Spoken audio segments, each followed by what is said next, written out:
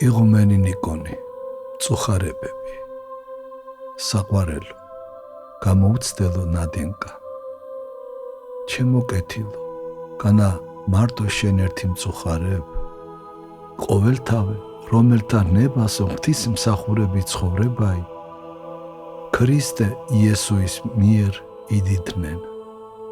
ესაა შინაგანი სულიერი ცხოვრების კანონი.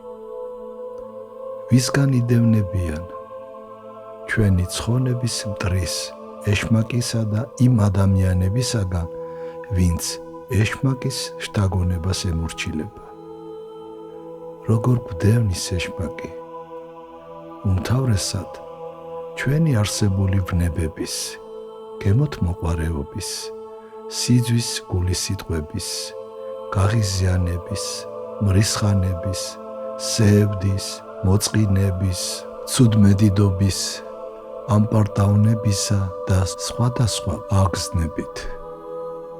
გვდევნის შინაგანად ვნებების აღძვრითა და გაძლიერებით, სხვადასხვა ფუჭი ან ცოდვილი გულისიტყვების დათესვით, განსაკუთრებით ლოცვის დროს. გვდევნის კაცთა მიერაც ხელს უშლის ჩვენს ლოცვას, გვიპირისპირებს რა ათასნაირი ხერხით ჩვენს ახლობლებს. ეს განსაკუთრებით მაშინ ხდება, როცა ეშმაკი ხედავს, რომ მავანი ცნებების შესრულებას ცდილობს. ამ დროს ის ეშმაკების მთელ ლეგიონს აგზავნის, რათა კაცი ცხონების საქმეში დააბრკოლოს. მე ხომ გავფრთხილებდი, რომ ეს შენს აუცილებლად მოგელოდა. ამიტომაც ითქვა სახარებაში, რომ სასუფეველიცათა იძულების, რომ ვიწრო გზით უნდა ვიაროთ, რომ მრავლითა ჭირითა ჯერ არს ჩვენ და შესვლა სასუფეველსა ღვთისასა.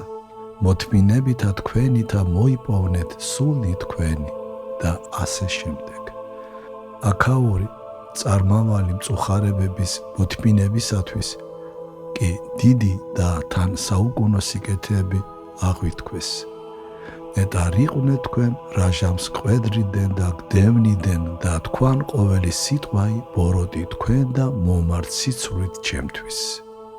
გიხაროდერ და მხიარულ იყვენით, რამე თუ სასყიდელი თქვენი ფრიად არ სათაშინა, რომელი თვალმან არ აიხილა და ყურსა არ აესმა და გულსა კაცისასა არ მოუხდა, რომელი განუმზადა ღმერთმან მოყვარეთა თვისთა. აქ ამ სოფელში დროებითი ამ მწუხარებას და სიხარულიც.